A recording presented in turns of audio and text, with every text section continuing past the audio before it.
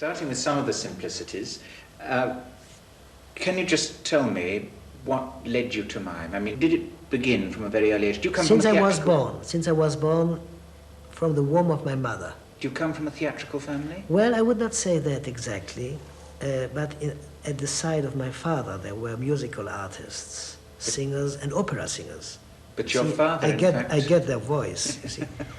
My father was a butcher, like the father of Shakespeare, if this is true. But he was not in Stratford-on-Avon. He was butcher in Lille, in the north of France. And then the family settled in Alsace. Alsace, how do you say it in English? I don't know. And I was born in Strasbourg. And since I was a child, I used to play with children in the streets and we played Napoleon, Robinson Crusoe, even Jesus Christ, not Superstar. But then the love of mime was starting. I was imitating birds, fish, plants, trees. I was doing Zen without knowing it. That means I was looking at a fish, I become the fish. I was seeing a mountain, I was a mountain. You see? It was very immediately identification with the object or the feeling.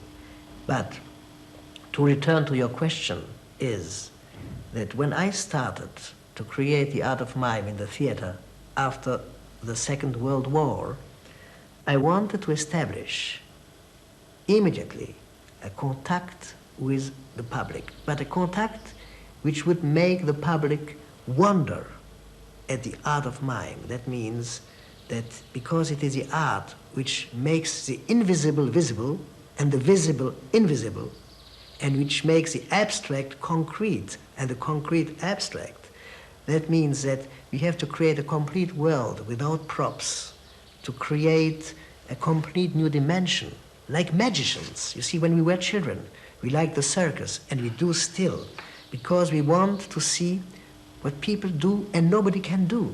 The only person from the circus that I've ever met was a tightrope walker, and he told me that he was always disappointed that the public misunderstood what was difficult and what was easy in the art of walking the tightrope.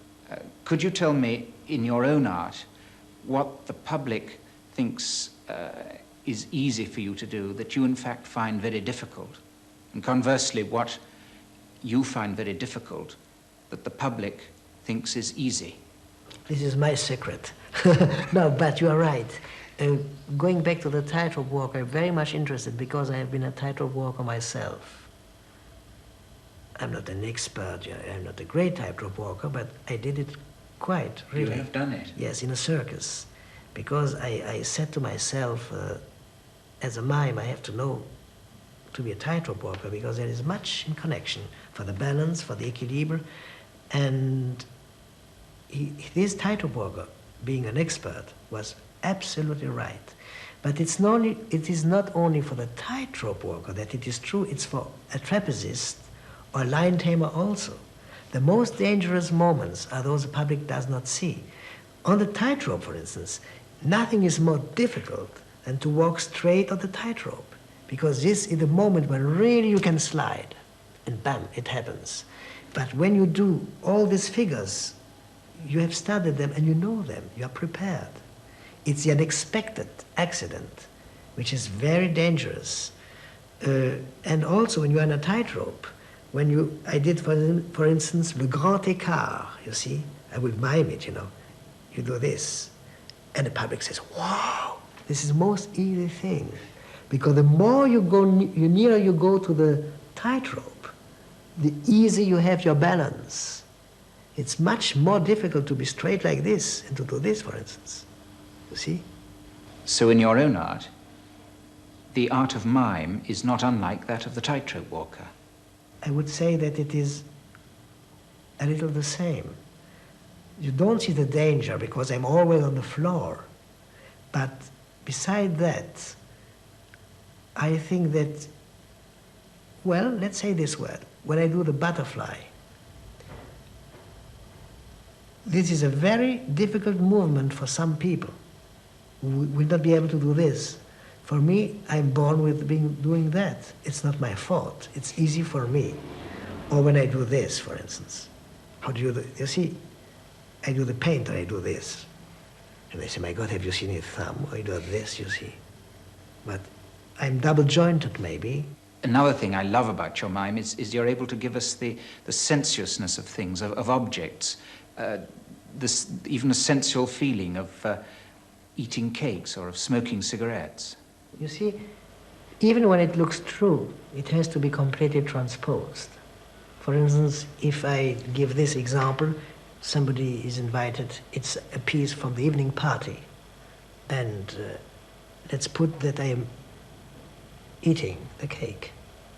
Maybe it's not a cake, it's a steak. It's better because, you see.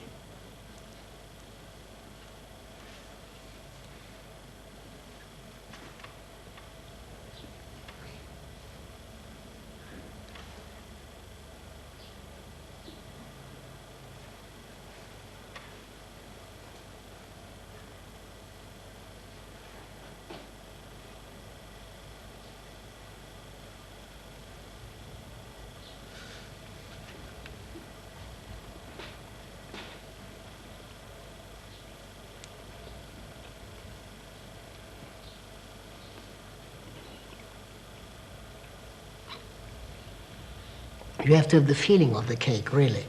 And the feeling of the cake is exactly as we eat it, you know?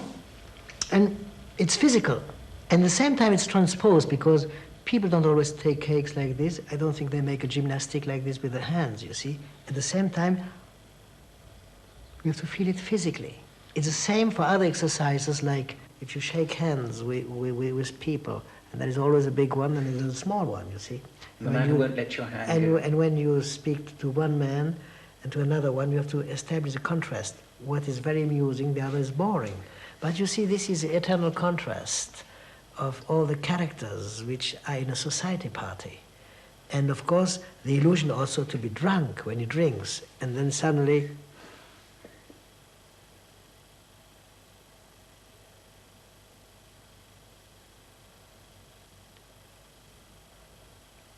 establish that the stage becomes like a ship, you see. I particularly noticed, I wanted to ask you, you've got to get beautifully the difference between the happy drunk and then the drunk who isn't feeling so good anymore. Which you do in one gesture, like that. Oh, yes, of course. But you know, you surprise me because I have to remember my lines, as one would say. Because you know, you can lose the memory of a gesture exactly as you can lose the memory of a line. It's very surprising. At a certain stage in the creation of your mimes, it entered your head to invent an entirely original and unique character, Bip. Now, how did this come about? I created Bip in 1947, and I said to myself, I have to relate to the tradition of the French mimes of the 19th century. Pierrot was completely silent. Now, Pierrot had a white face, a black serre-tête, a white souquenille, it is a French word, ballet slippers, and he was an acrobat, a dancer, an actor. And when I created my character, I kept the white face. I did my own eyebrows with a small lamp, 2 small tears, black tears here, the red mouth. But I did not have a serre-tête, a black cap. I used a top hat with a flower. I was, by the way, maybe the first